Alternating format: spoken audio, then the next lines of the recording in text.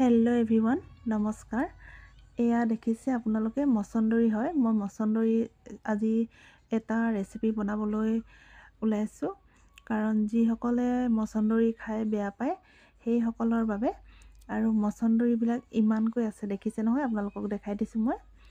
আৰু মছন্দৰী নোখোৱা মানুহ নাই বাৰু, সকলোৱেতো খায়। তথাপিও কিছুমান মানুহ আছে, তাৰ ভিতৰতে গোন্ধটোৰ কাৰণে বেয়া পোৱা মানুহ আছে।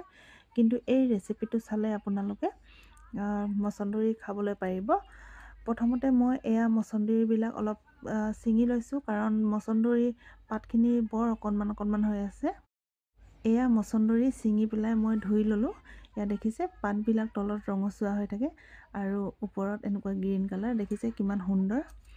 ইমানখিনি দেখিছে, কিন্তু যেতিয়া বনাম মই তেতিয়া বহুত কম হৈ যায়গৈ। দেখাত এনেই বেছি লাগিছে। আৰু লগত লাগিব এটা গোটা পিঁয়াজ আৰু আদা নহৰু আৰু বগৰী মই 3টা লৈছোঁ টেঙাৰ বাবে, আৰু কেঁচা জলকীয়া 3টা মই এনেকৈ কাটি লৈছোঁ। বলক তেনেহ'লে ৰেচিপিটোৰ মাজলৈ। এয়া মই কেৰাহী পাতি ল'লোঁ। এয়া দেখিছে এটা পাতল কেৰাহী মই পাতিছোঁ, আৰু ইয়াৰ ওপৰত মই ঠাণ্ডা পানী অলপ মই ব্যৱহাৰ কৰিম, বেছি ব্যৱহাৰ নকৰোঁ। এয়া দেখিছে জাষ্ট অকণমানহে মই ব্যৱহাৰ কৰিছোঁ। এইবিলাক অলপ এনেকৈ উতল আহিবলৈ দিলোঁ। এনেকৈ অলপ উতল আহোঁতে আপোনালোকে যদি বগৰী নাথাকে তেনেহ'লে ইয়াত বিলাহীও ব্যৱহাৰ কৰিব পাৰে। মই বগৰী আছে বাবে মই বগৰী ব্যৱহাৰ কৰিলোঁ। ইয়াত 3টা বগৰী মই দি দিলোঁ, আৰু লগালগ মছন্দৰীখিনি এনেকৈ দি দিলোঁ। এনেকৈ দিয়াৰ পাছত আদা আৰু নহৰু যোনবিলাক আছিল সেইবিলাক দি পেলাই জলকীয়া দিলোঁ।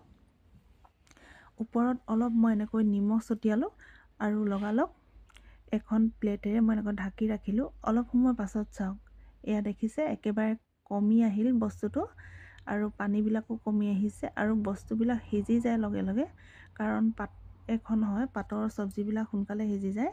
এয়া দেখিছে, আৰু খাই বিৰাটেই ভাল লাগে এনেকৈ বনালে, অকণমানো গোন্ধ নাথাকে। এতিয়া ঢাকনখন খুলি পেলাই আকৌ দেখাইছোঁ চাওক, একেবাৰে মানে কমি আহিলে আৰু পানীও শুকাই গ'ল। এয়া মোৰ ৰেডি হৈ আছে। আনফালে এটা বাতিত মই উলিয়াই পেলাই দেখাইছোঁ চাওক। এতিয়া এনেকৈ গৰমে গৰমে উলিয়াই ল'ব লাগিব, আৰু উলিয়াই পেলাই যোনটো পিঁয়াজ মই থৈছিলোঁ সেই পিঁয়াজটো মই সৰু সৰুকৈ কাটি লৈছোঁ, আৰু সেই পিঁয়াজটো গৰমে গৰমে ইয়াত দিব লাগিব। তেতিয়া পিঁয়াজৰ গোন্ধটো লগালগ ইয়াত আহি যাব।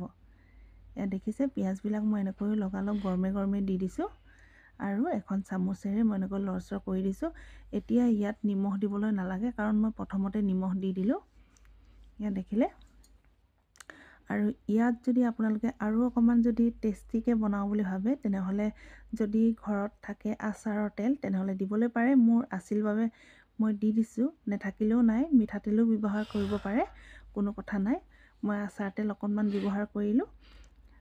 এয়া দেখিছে এনেকৈ সানমিহলি কৰি পেলাইছোঁ।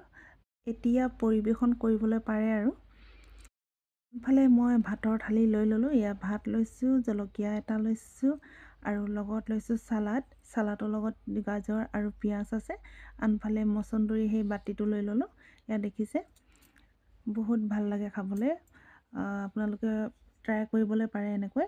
যোনবিলাকে মছন্দৰী খাই বেয়া পায় সেইসকলৰ বাবে ভিডিঅ'টো একচুৱেলি মই বনাইছিলোঁ। যদি এনেকৈ খায় তেনেহ'লে আপোনালোকে মছন্দৰী খাবলৈ পাৰিব। সকলোৱে জানে মছন্দৰীত বহুত উপকাৰিতা আছে, আৰু এই গোন্ধৰ বাবে বহুতে খাবলৈ নোৱাৰে। আজিৰ পৰা আপোনালোকে খাবলৈ পাৰিব যদি এনেকৈ খায়। চেষ্টা কৰিব আপোনালোকে এনেকৈ বনাবলৈ, তেতিয়া আপোনালোকে খাবলৈ পাৰিব। ঠিক আছে ফ্ৰেণ্ডছসকল, আজি যদি আপোনালোকৰ ভিডিঅ'টো ভাল লাগিছে তেনেহ'লে লাইক, কমেণ্ট, শ্বেয়াৰ আৰু ছাবস্ক্ৰাইব কৰি দিব। আজিলৈ আহোঁ, বাই বাই।